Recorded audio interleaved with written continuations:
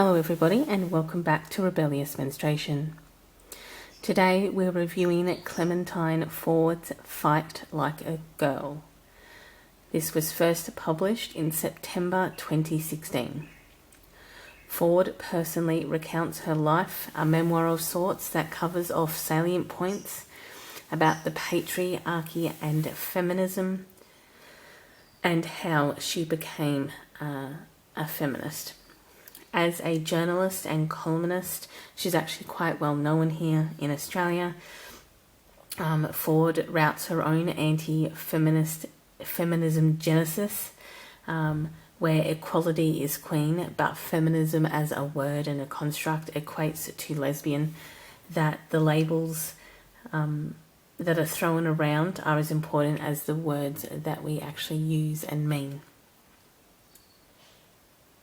And she kind of, obviously explains why feminism in and of itself is quite a controversial world and particularly contentious. Because obviously she didn't used to identify as a feminist because it was for the hippie lesbians. Ford is an Australian writer, obviously, as we are reviewing her book. Broadcaster and public speaker, as well as a newspaper columnist. The reason why the book is obviously not in front of you is because, as per usual, I've listened to this on Audible. I'm not sponsored by Audible or promoting Audible. It's just what I listen to books on. So I've just put these in front of you so you have something to look at. Her youth, as covered in this book, was typical of any girl. One with a brother, a sister, and educated working parents.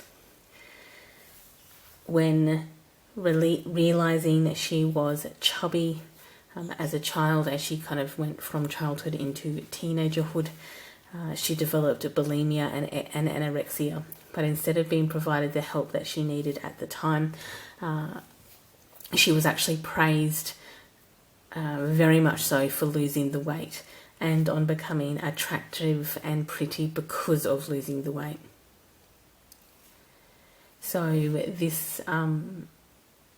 so she kind of has a lot of commentary regarding the fact that she finally achieved what a girl should want, praise for her beauty rather than praise for her intelligence. While her family was by no means cruel, it's more that they didn't notice that she'd lost weight because of an eating disorder rather than she lost the weight because of something healthy like sport, exercise, or healthy eating.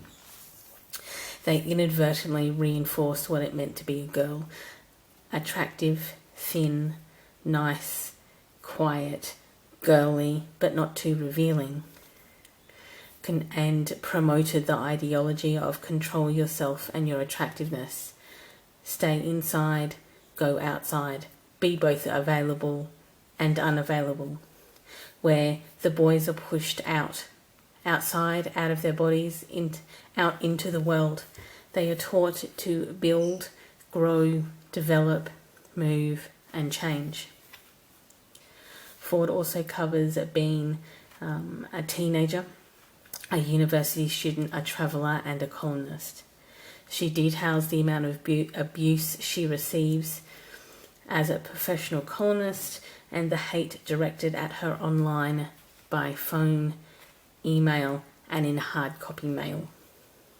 Ford addresses how all of this contributes to rape culture and the casual violence, as in not that she receives it, but the actual hate mail, and the reason why she gets the hate mail in a bigger context means that this is reflective of how rape culture and the casual violence towards women in society go. Women who are decent make normal or do normal jobs. They don't protest too loud. They don't comment on this type of sexism or this type of verbal abuse. They're meant to remain quiet about it.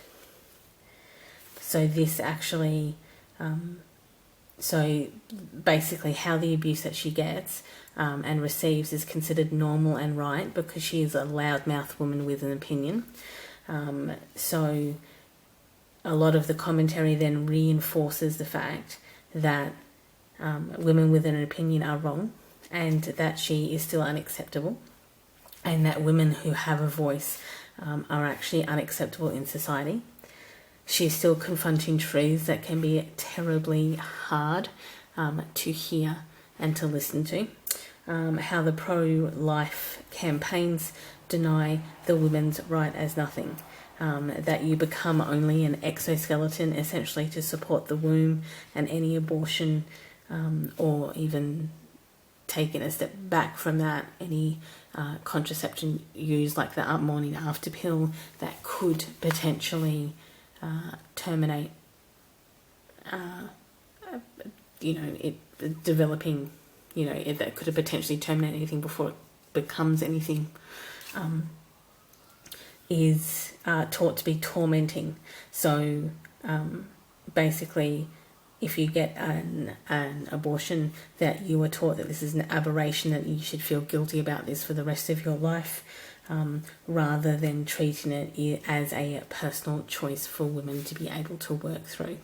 So she said even on the anti-abortion and the pro-abortion stakes, that women are still taught to feel really, really guilty about essentially making a personal decision about their body, their life and their future, where men do not have this type of focus put upon them or in them.